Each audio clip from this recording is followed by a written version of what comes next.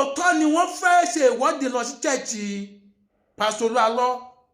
Ẹ wo fídíò yìí. Sí àwọn fàájà mo fi Ọlọ́run bẹ̀ gbogbo àwọn fàájà nìsín wọ́n ní àwọn fẹ́ lọ sí ṣọ̀ṣà lọ ẹ̀bẹ̀ tí mo wá ń bi àwọn fàájà ni pé ká má lọ ṣọ̀ṣà lọ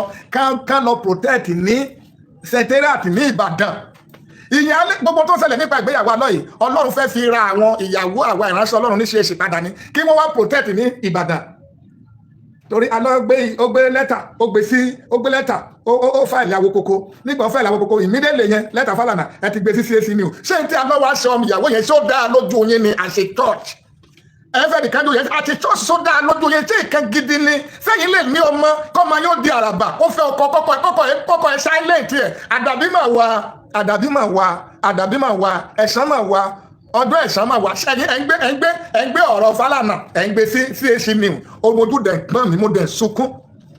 tí ẹ̀yin lè ṣe ẹ lè gbà fún ọmọ yín obìnrin ọkọ ṣe bẹ́ẹ̀ kí ni ayọ̀ tó wà nù yín bí a lọ bá pe fẹ́ àwọn kòkó lẹ́jọ́ kí ni ayọ̀ tó wá jẹ́ fún yín tẹ́ fi gbé ní ìsìn yẹn sórí CAC new ṣé ayọ̀ ló jẹ́ fún wa ní yín tó ń ṣẹlẹ̀ yẹn mo bẹ̀ yóò bàbá Eskaya ẹ̀yin náà lọ gbéyàwó yín ẹ jẹ́ kó máa bá yín lọ mega crusade gbogbo tẹ́ ẹ ṣe yìí it is a time to promote our wife pásọ sí èsì kì í báyàwó wọn wá dìsí máa sọ kì í báyàwó wọn wá dìsí kíní kì í báyàwó wọn lọ ìsọjí kí ni wàhálà wa. ṣe rí ọ̀rọ̀ yìí mi ì fẹ́ dá sí rárá tẹ́lẹ̀tẹ́lẹ̀ kódà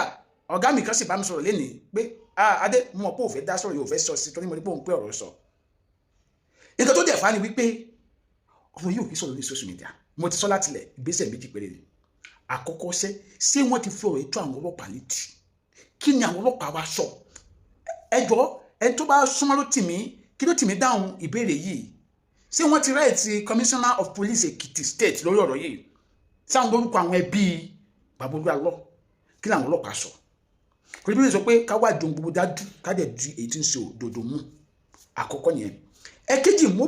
sì ń béèrè question kan lọ́wọ́ àwọn èèyàn especially ọ̀gá blogger tó pè mí lẹ́nu wọ́n ní ìyàwó Baba Olúalọ́ ní àwọn àbúrò kí ló táwọn àbúrò yẹn ò sọ̀rọ̀ tí wọ́n bá mọ̀ sí ọ̀rọ̀ tó ń lọ tí wọ́n bá pé wọ́n mọ̀ sí nípa bí ibi tẹ́gbọ̀n wà kí ló tí wọ́n sọ̀rọ̀ tó jẹ́ pé ìyá nìkan ló ń sọ̀rọ̀ kí ló tí wọ́n sọ̀rọ̀ ṣé wọ́n ti gbowó ni àbí wọ́n ní kí wọ́n má sọ̀rọ̀ ní afẹ́ mọ̀ àbí ẹ̀gbọ́n wọn ṣẹ̀ wọ́n ni táwọn ò fi sọ̀rọ̀ àwọn ọmọ ìyá àwọn bàbá bẹ́ẹ̀ mò ń sọ mi because mo rí pé àwọn extended family ló ń jáde sọ̀rọ̀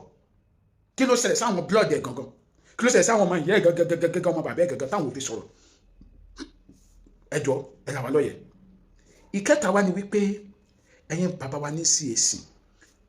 títí di sin mo sì ń sọ wípé kò sí nǹkan tó sì yà Baba Olúalọ́ nínú òye tèmi ni o because Baba Olúalọ́ is a man of God well-known man of God the anointed one tọ́nà ń bọ̀ wọn ṣiṣẹ́ àmì àti iṣẹ́ ìyanu tí mo bí pé wọn lè sí nǹkan tí ó dáa so ìdí ẹni tèmi ò kàn fi dédé jáde máa sọ̀rọ̀ ṣùgbọ́n ẹ̀yin bàbá wa ní CAC láàrin mi àti yín ṣé ìyàwó Olúalọ́ wà ní àlàáfíà ara ẹ fi rí hàn lábẹ́ comment section. This is Adeomade. Bye for now. Adeomade, advocate for the masses.